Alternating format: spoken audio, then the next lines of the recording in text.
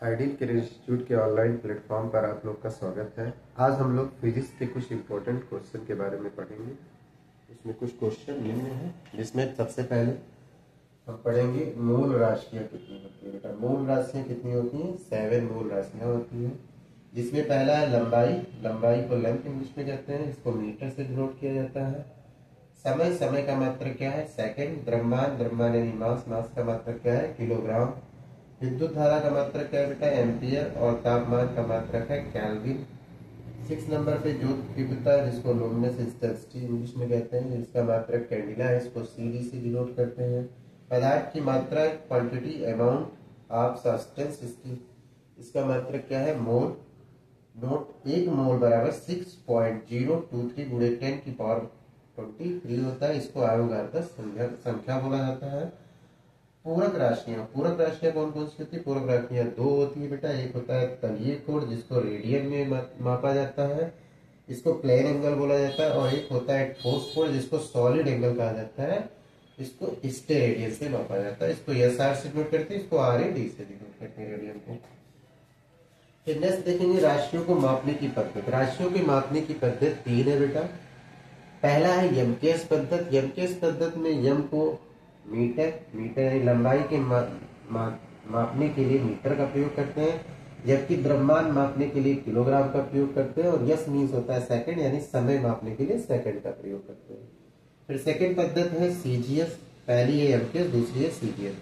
CGS में सी का मतलब होता है बेटा सेंटीमीटर, यानी लंबाई को इसमें सेंटीमीटर में मापा जाता है। फिर नेक्स्ट जी का मतलब ग्राम, द्रव्यमान को ग्राम में मापा जाता है। फिर यस का मतलब सेकंड, यानी समय को सेकंड में मापा जाता है। फिर तीसरी पद्धति है एफपीएस। एफपीएस पद्धति में एफ बराबर फुट होता है, लेंथ को इसमें फुट में मापा जाता है, जबकि पी यानी बराबर पाउंड, यानी मास को पाउंड में नापा जाता है। और यस मतलब सेकंड, यानी समय को सेकंड में नापा जाता है। नोट डाल के बेटा आगे देखेंगे, नोट इंपॉर्टेंट है। पारसेक, पारसेक दूरी की सबसे बड़ी इकाई होती है। एक पारसेक बराबर 3.26 प्रकाश वर्ष होता है, बराबर या तो 3.08 गुणे 10 की पावर 16 मीटर होता है, ठीक है।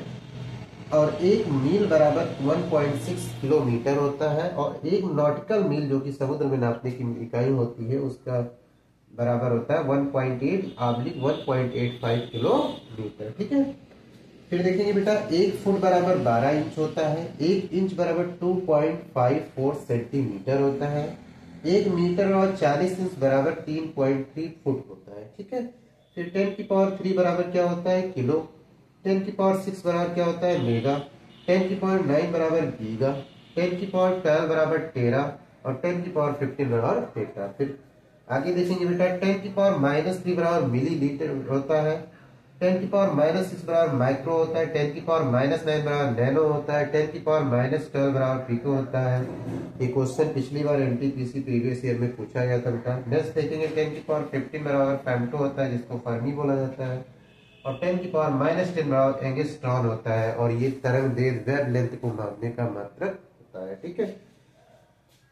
फिर नेक्स्ट हम कुछ मापक यंत्रों के बारे में पढ़ेंगे, जिसके लिए कुछ क्वेश्चन इंपॉर्टेंट है, जो हर बार परीक्षा में पूछे जाते हैं। उन मापक यंत्रों के बारे में एक तरफ से हम पढ़ेंगे, ठीक है। जिसमें पहला है अल्टीमीटर। अल्टीमीटर के द्वारा हम ऊंचाई को मापते हैं, ठीक है। फिर एनीमोमीटर है। एनीमोमीटर के द्वारा वायु की गति को नापते हैं। फिर फेदोमीटर है। फेदोमीटर के द्वारा हम गहराई को नापते हैं। क्रायोमीटर, क्रायोमीटर के द्वारा हम निम्न ताप को नापते हैं, जबकि पायरोमीटर के द्वारा हम उच्च ताप को नापते हैं। एमीटर के द्वारा परिपथ में विद्युत धारा की तीव्रता को नापते हैं।